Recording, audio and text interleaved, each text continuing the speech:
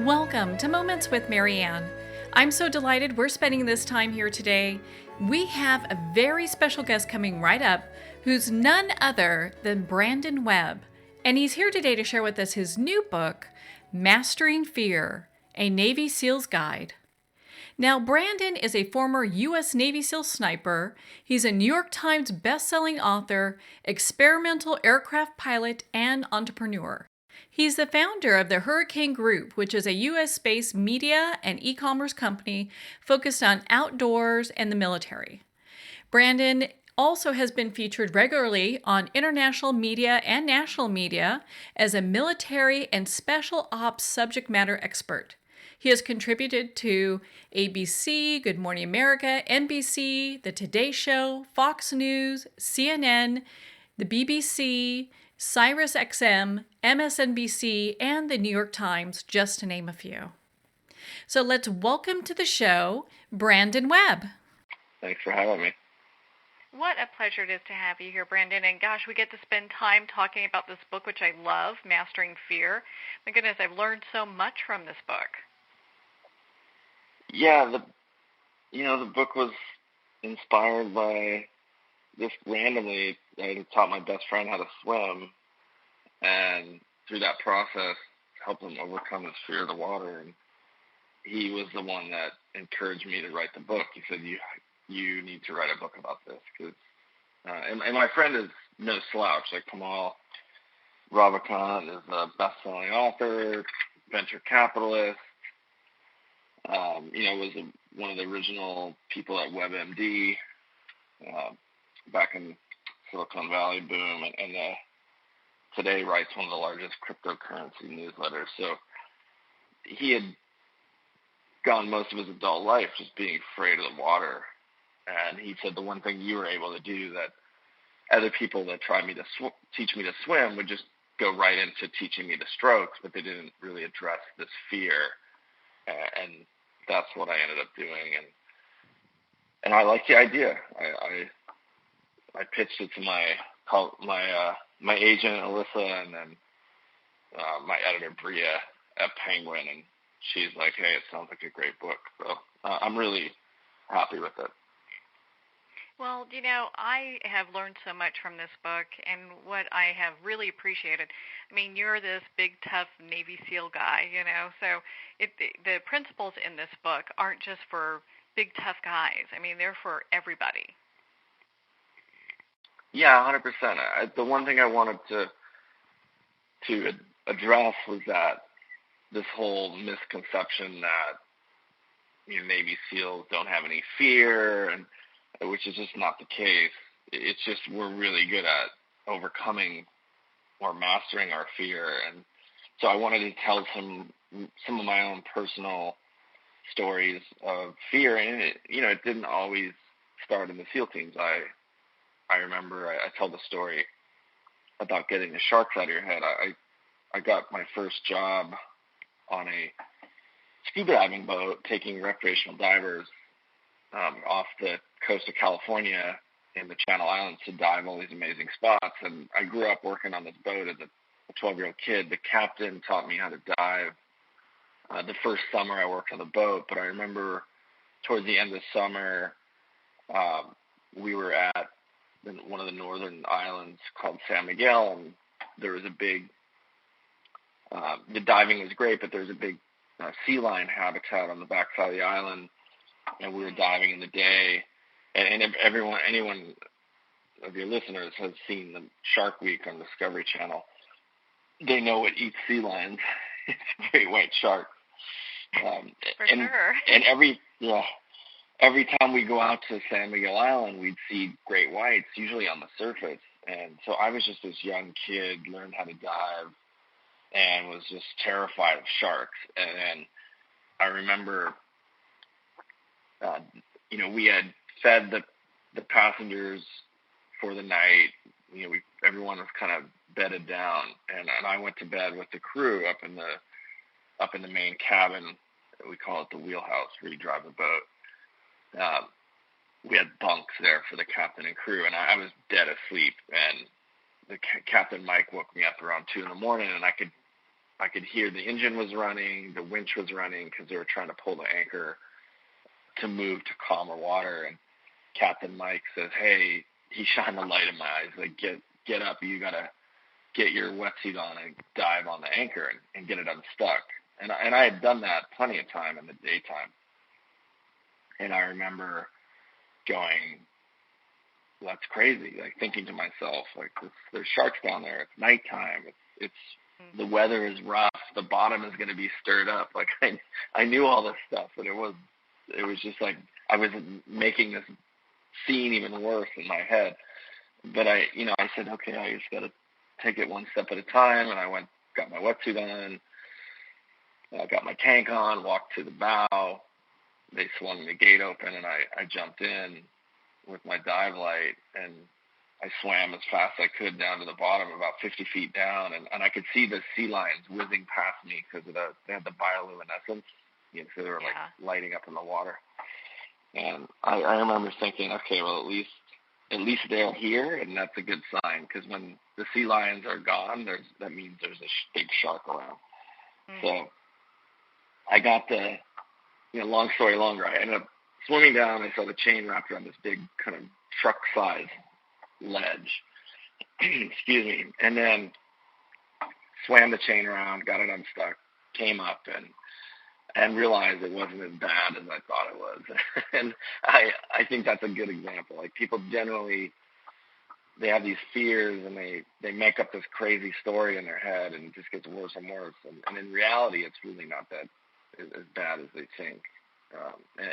But that was like one of the first times I could remember when I was really scared and had to overcome that fear, because I didn't want to let these guys down. And I could tell they were kind of testing me also.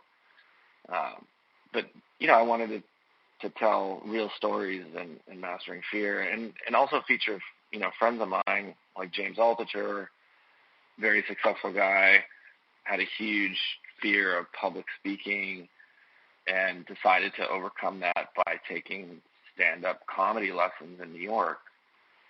Now, 5 years later, he's a pretty damn good comic. But I can't imagine that. It's bad enough.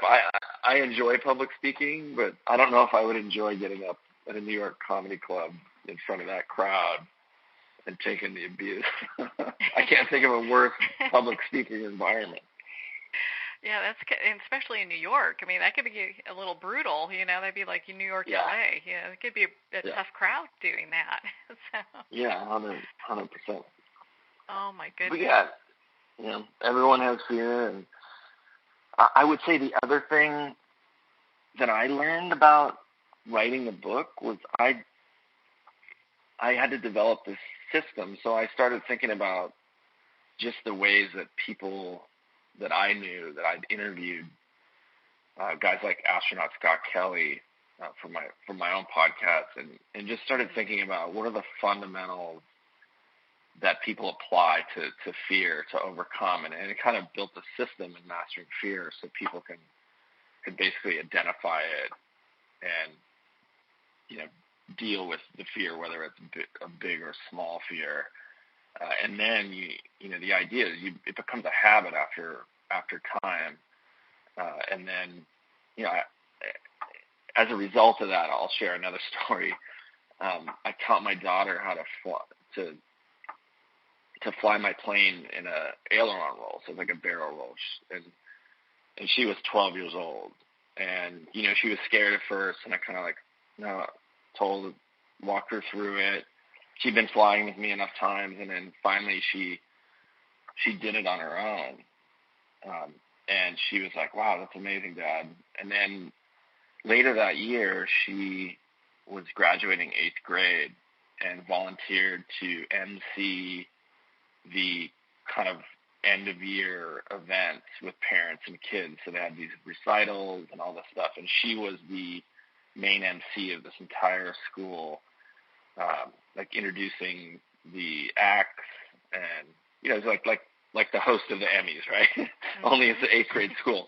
But still, I looked at her, I was like, "Olivia, that's amazing. Like, I can't believe, you have the guts to do this." I said, I didn't have the guts to do that when I was your age. And she's like, I can fly a plane upside down. I can do this.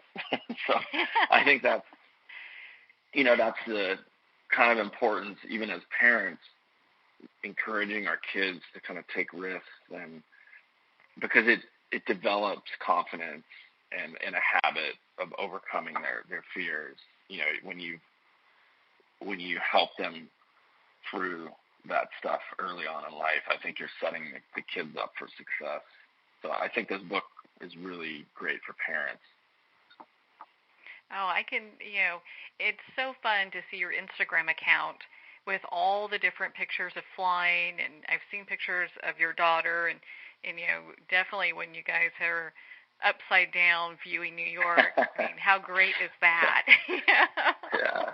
Yeah, I mean, once she does that, she could do anything, right? Yeah. I remember the first time I took her around the Statue of Liberty. She was maybe 11, and we're doing a circle at 1,000 feet over the statue, and she's like, "Hey, Dad, can you bank the plane a little harder?" And then I look over, and then she's taking that selfie that I posted on my Instagram of her. She's just basically trying to get a good selfie of her, the plane, and the Statue of Liberty lined up. And then now all my friends want the same picture. They're like, "I want the photo that your daughter had." Might have to green screen that one, right? Yeah. That's a lot of people would be kind of doing that with, but it says a lot though. So when we look at the principles in Mastering Fear, how they're relatable to children, to teens, to people in business, I mean, there's not a segment of the population that this book doesn't apply to. Yeah, it applies to everybody, really. I mean, I think the only people that don't tell you they don't fear anything are either lying to you or they're insane. Mm-hmm. One of the things that I really talk about is rehearsal. It's in chapter 2. I get into the rehearsal, and that comes from my experience working with a guy named Lanny Basham, who, when I was a Navy SEAL sniper instructor and then ended up taking over the course as course manager, we were working with a consultant, Lanny Basham, who was an Olympic gold medalist, and Lanny was a pioneer in mental management, and what we know today really is positive psychology. He had went to the Olympics in the early 70s, I think 72. He went to Germany. He was a world champion rifle shooter. He was in the Army marksmanship unit, was a world champion, went to the Olympics. Everybody expected him to win gold, and he was on the bus to go to the final match, and he said these Russian guys were kind of chatting him up and getting in his head, and he completely just crumbled. He said, I shot the worst tournament of my life. He still ended up winning silver. So he comes back from that, and he says, wow, how do I deal with this? Like, what happened? And so he went to all these sports psychologists, and they just wanted to make him better and okay with being number 2. And he's like, no, that's not what I want. So he decided to go survey all the Olympic gold medalists that he could get in touch with, and he was on the Olympic team. So he said, fortunately, they would return his call. So he spent a year categorizing the mindset of a champion, and then developed this program for himself, went back to the Olympics 4 years later in Montreal. And he, at this time, he was still in the Army, but they transferred him. So he wasn't in a position where he was in the special unit before and had all this time to practice. He practiced for the second Olympics in his basement at 5 a.m. every morning, dry firing. So we're dry firing basically with no rounds in the gun, and visualizing his matches, and then ended up winning the gold medal, which he told me before he won the gold. He said it was torture. He said when you're a silver medalist, he says people, the first thing they ask you is who won gold. He said it's just terrible. That's awful. Yeah. But the power of visualization is incredible. Like, you can imagine yourself doing something that you're afraid of and do it over and over again, and it helps you overcome the fear. And I did that with Kamal when I in 1 week, I took him from being completely terrified, going into the pool on the ladder, gripping the ladder, letting go, and like grasping for the side on Monday. And on Friday, he would come in the pool, do a cannonball, sink to the bottom, hold his breath for half a minute, and then come up and swim laps. It was a totally different Kamal. And part of that was I gave him homework. I said, you have to go home before you go to bed and just imagine yourself, the hour that we did here, just imagine yourself doing it over again, because it will help. So the visualization stuff is huge. And that's kind of what I encourage people to do if they really, are stuck. But anyway, it's my favorite book I've written so far, because I think it's going to help so many people. Well, it most definitely is. I mean, there's so many points to it that I found helpful in my own personal journey, and it kind of has me wondering, when people reach out to you, what do you think is like the number one thing that keeps them, from being able to master their fear? Is it that talk that they have in their head? Is it they're not visualizing well enough? What do you think it is? I think sometimes people get hung up, and they don't. And I talk about this in chapter 5, and I toyed with it, the whole knowing what matters, right? Because when you really get to the point of what matters, whether it's relationships, career, or your goals, like vision for the future, like that really kind of anchors you in a certain direction. And I see a lot of people that they don't put the time into that as they should. And you probably have also seen or run into people that are in careers. Like I know a doctor in New York that spent all this money and time on a career in medicine. His first year, really as a true doctor, he's like, I can't stand this. Like I did it because my parents wanted me to do it. And so, so I think that's extremely important. The other thing is I think people, to my original story of getting the sharks out of your head, they imagine this scenario that is just way worse than it is in reality, right? And that's maybe it's a career change, and people are afraid to kind of take the leap, but they're not, And again, like when you realize how short life is, and it's extremely short. I did an exercise where I put the day, like I imagined I lived to 100, and I put the days on the back of one door and didn't even take up the whole door. So that kind of it's a wake up call. Yeah. But when you realize that you don't have that much time on this planet, and you might as well just, I forget what movie quote it was, but the whole get busy living. It was like the Shawshank Redemption or something. But they're just stuck in their own head. It's as simple as that. I mean, that's the long answer to your question. I know another guy in my friend group who is one of the most talented musicians, like can sing, can play multiple instruments, almost could have had a career in music, but went into the family business, and he is miserable, and he just won't.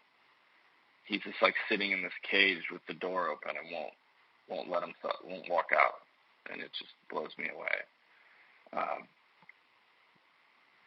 It's interesting the different fears that hold people back. Speaking in public's a big one for people that are in business. I've seen a lot of people that are in sales and do cold calling. Man, that's a huge fear, going and talking to people you don't know. So I mean, your book, Mastering Fear, helps people through every stage of that. Absolutely. It's, I'm trying to think of another good story, like a career story. I remember Betsy Morgan, who was I think the first professional CEO at Huffington Post. She's on my board of directors, my company now, but she told me the story about the time when she was at CBS as an executive and could kind of tell that media, the landscape was shifting. And I mean, it's very intuitive of her back then, because this was over a decade ago. She saw the kind of writing on the wall, and she agreed to take the position and told her boss, who was Les Moonves, that, I'm leaving CBS. And he's like, hey, you're like a star, rising star here. What are you doing? Like, no, happy to go to this place called the Huffington Post. And he said, quote, who the hell is ever going to read the news on the internet? But she made that jump, and she's got a husband and a daughter, and I just have a lot of respect for her. And again, like, not without fear, right? Like she said, it wasn't a move without fear, but she's like, I got to do this. I told the story of Scott Kelly, the astronaut. He was afraid to apply for the astronaut program. He didn't think he was good enough. Oh my goodness! And it took him a couple months to kind of work up the guts. And he said, well, if I don't fill out the damn application, for sure I'm never going to get in. And then he ended up getting accepted, and I think now still has the record for the longest time in space for an American. But I try and feature the system, but also tell these stories of successful people from a variety of different backgrounds. Another story was C.J. Ramon. He's the bass player of the Ramones. He was actually a Marine. He was a veteran. His last couple of weeks in the Marines, he spent practicing to try out to replace the bass player who had left the Ramones, and they were running an audition. And he ended up getting the job. And he was terrified the first time he said he was supposed to go on stage, because they loved this. I forget the guy's name, but the old bass player. And there was just people screaming at him, obscenities. It's like, it was, not a pleasant thing. But he's like, you know what? And he even talked about visualizing, kind of like imagining himself in advance. But he went out there and just embraced it. And he said when he embraced kind of that environment, they saw it, like he was just like, bring it on. It's like the audience completely changed and just instantly changed. So it was just, and I think people can sense that fear too sometimes. Mhm. Yeah, probably a mile away. Well, and so with the visualization part, do you still use that in your daily business today? Yeah, I use visualization. The other thing I talk about, I think one of the most important things is to have a vision statement. It's basically, you call it a mantra or whatever, but it's kind of a statement that you write that you can look at every day. And I open it up and look at it every morning. And then sometimes when I'm off center, I go back and read it. It's all it is a positive reinforcement. I'll actually pull mine up right now and share it with you guys. Yeah, because everyone wants to know that, right? Yeah, I don't mind sharing it. So let's see.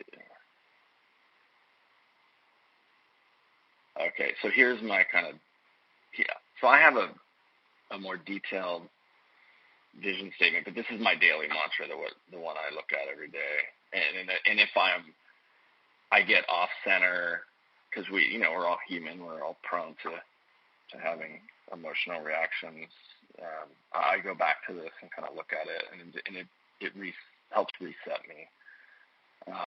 So here it goes. So, I am building a $1 billion company. I'm always learning and improving. I smile a lot. I love my kids, friends, and family. They love me. I'm a New York Times bestselling author. I always look for the best in people. I treat others like I want to be treated. I anticipate instead of react. I wish happiness and express gratitude because it brings happiness in return. I know that innovation leaders rule the world. I'm a successful entrepreneur and have the knowledge to start any business I want and be successful. That's my kind of daily. Well, you can check all those boxes off because you have that, So, you are a living example of your mission statement, and that's kind of what we want to end up being, is a living example of our mission statements, Yeah, it's just helpful to have that as a reminder, and also I talk about it in the book as a tool. Like, if let's say you have this issue with public speaking, and you can put on your a yellow sticky or put it on your phone, your notes on your phone, and it's this thing that reminds you every day, like, I am, and you don't have to like lie to yourself, right? Like, you don't have to put I'm a great public speaker, but I would start off with, if you have this fear of public speaking and you've made a decision and a commitment to do something about it, for one, you have to make a plan and a commitment, of what to do, whether it's take a class or like join a Toastmasters and something like that, which are great groups to kind of practice the speaking. But put in your kind of daily statement that I'm committed to learning and becoming a good public speaker. Like, that's a great place to start, and then you can kind of change it over time, and then maybe it eventually you get to that. I'm a well-practiced public speaker, and public speaking is it's got to be one of the top 10 fears. Mm-hmm. Right it there with diving with sharks, Yeah, yeah, and I was afraid too. Like, I went to Navy instructor school, and they make you get up in front of the class and practice over and over, and they videotape you. And eventually you just realize that you're always going to – I don't know anyone that speaks professionally that isn't a little bit nervous or have those little butterflies before they go up on stage. It just happens to everybody. And when you do it enough, you know that that's just part of the game, and it goes away. It's like, as you kind of get into your speech, it eventually just goes away, and you just realize that now I like it because it kind of is that nervous energy forces me. I use it as a tool to force me to make sure I'm giving my best effort. And what a great way to use that, though, to use that nervous energy to kind of propel you forward instead of keeping you back. Yeah. I'll share one story about visualization that my friend Lanny shared with me way back when he was consulting with us when we were trying to make a better sniper program in the Navy SEALs. Lanny knew this guy. I think it was Captain Jack Sands. He was a prisoner of war, and he had spent 4 years in a prisoner of war camp in Vietnam. He was a pilot that was shot down. And when the war ended, they flew him and a bunch of prisoners back to San Diego, and they landed at North Island, and they were put in an ambulance to take to Balboa Naval Hospital for evaluation. This guy dealt with being in the prison camp all these years by playing golf in his head. it was just kind of his way to deal with the confinement. And I spent 4 days in a simulated prison camp, and it is no joke. And by the fourth day, you're pretty much, convinced you're in a real camp.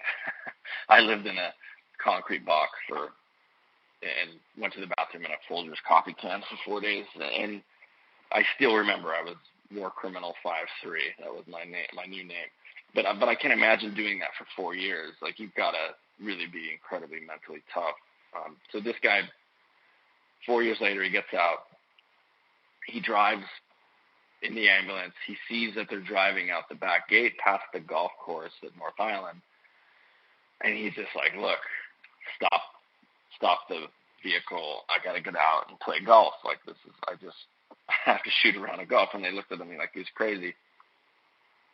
So he gets out and he goes in the clubhouse, and he looks like hell. Like, he's like 6 foot tall, malnourished, extremely skin and bones looking. And they look at him like this guy's in the wrong place. Like some homeless guy walked in off the street.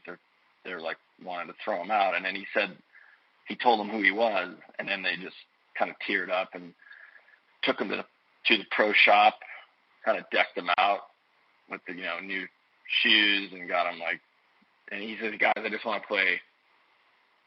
want to play 9 holes. And they take him out there, and he shoots 9 holes par, having not practiced. Like, he hadn't picked up a club in over 4 years. And they were blown away. And they asked him, like, how is this possible? And he says, I've been playing perfect golf in my head for 4 years. I haven't hit a bad shot in 4 years. So it just shows, the power of visualization and practicing in a, perfect positive place. And this is, no stranger to modern, champions. Like even Michael Phelps, when he won one of his gold medals in Beijing, he was in a finals swim match, and he jumped in and his goggles flooded. But he had already rehearsed that contingency. So you can also use this, as a way to deal with adversity, kind of rehearse it in your head on how you would deal with it. And so he knew that he would just start counting his strokes. And he won that race and set a world record and won another gold medal with flooded goggles because he used visualization as a tool. And so it's just an incredibly powerful thing. And especially to teach to kids. Yeah. I mean, because could you imagine just all the different fears children can overcome by just doing that, by playing that kind of mind game, Yeah. And, as a dad, to see my kids grow up to be really confident, and because I've let them take risks and encourage them and sometimes nudge them to take risks. And, me as an 8th grader being up in front of parents and students and seeing that end-of-year school event, not a chance. But I'm so proud of my daughter Olivia for doing that. Well, you're obviously a very good parent, because I know all parents want to have their children be better than them. And, she's got a great head start with mastering fear and being able to kind of just go and do these very courageous things in her young life already. Yeah. Yeah. She actually coached my youngest son, Grayson. He's obsessed with soccer and sports. And we were at an airport, and he saw one of his favorite soccer teams. And we're in the food court area, and he was like, oh my God, he saw the player, and he's like, that's so-and-so, and I really want to go talk to him and take a photo, and he's like, can you come with me, Dad? I was like, look, you got to ask yourself. And then his sister kind of took over, and she's like, you can do it, buddy. You got to do it yourself, though. These chances don't come around very often. And he was just like hands in the pockets, and then he eventually worked up the guts to go over there, because I told him, I was like, if I do this for you, I'm not doing you any favors in life. So you've got to go do this yourself. And his sister kind of coached him along, and he went and walked over and just asked to take a photo with his favorite player, and the whole team got around him, and then he started talking and laughing, and was over there for like 10 minutes, and I was just like, you know what, I'm so glad I did that, because if I had just done it for him, he's not learning any lesson. But it was really cool to see his sister coach him along as well.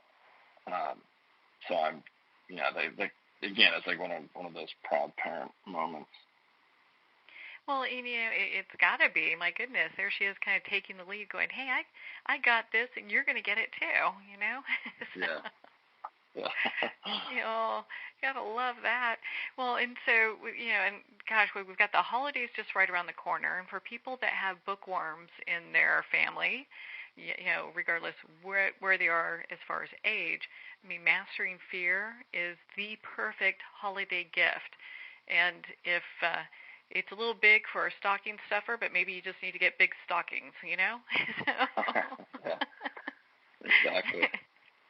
Well, hey, Brandon, where can people connect with you and be part of your community and learn more about all the great stuff you're doing? So I'm pretty active, as you know, on my Instagram.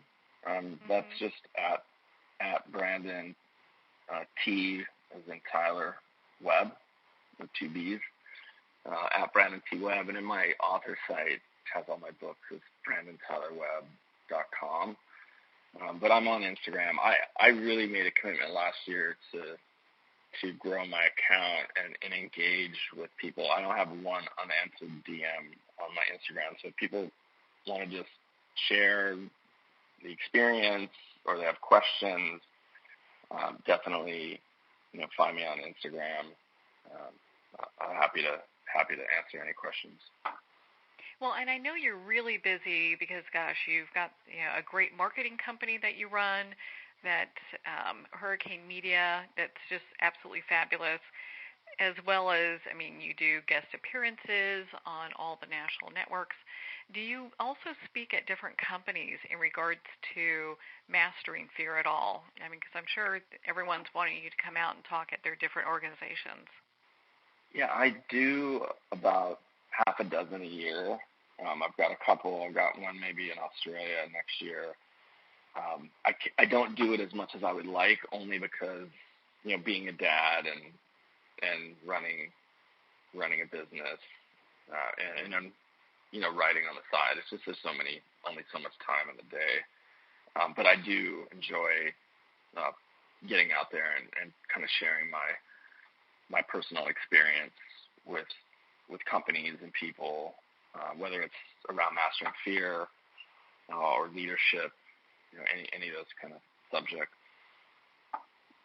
Well, you know your stuff when it comes to that. Obviously, you're the guy to go to have it the next business organization, any of these big corporations can easily have you come out and help their sales force kind of learn how to master fear so they can move forward as an organization together.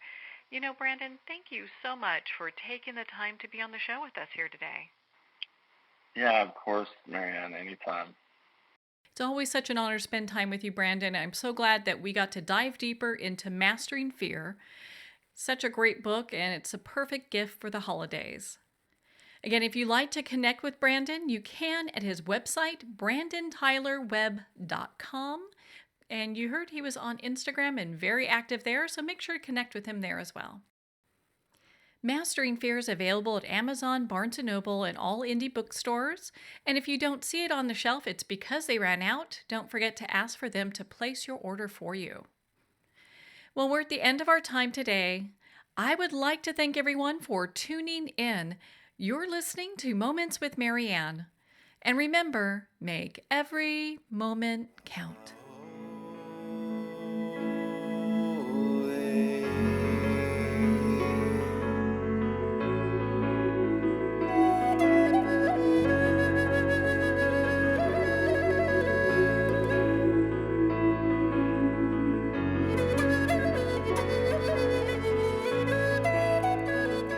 In a single moment, your life can change. Moments with Marianne is a transformative hour that covers an endless array of topics with the best of the best. Her guests are leaders in their fields, ranging from inspirational authors, top industry leaders, and business and spiritual entrepreneurs. Each guest is gifted and a true visionary, a recognized leader in her own work, and while teaching others to develop, refocus, and grow, Marianne will bring the best guest and sometimes a special surprise. Don't miss this. You never know just which moment will change your life forever. Moments with Marianne airs every Sunday, Monday, Thursday, and Friday at 8 p.m. Eastern and 5 p.m. Pacific Time. Make sure to tune in and visit momentswithmarianne.com for more information.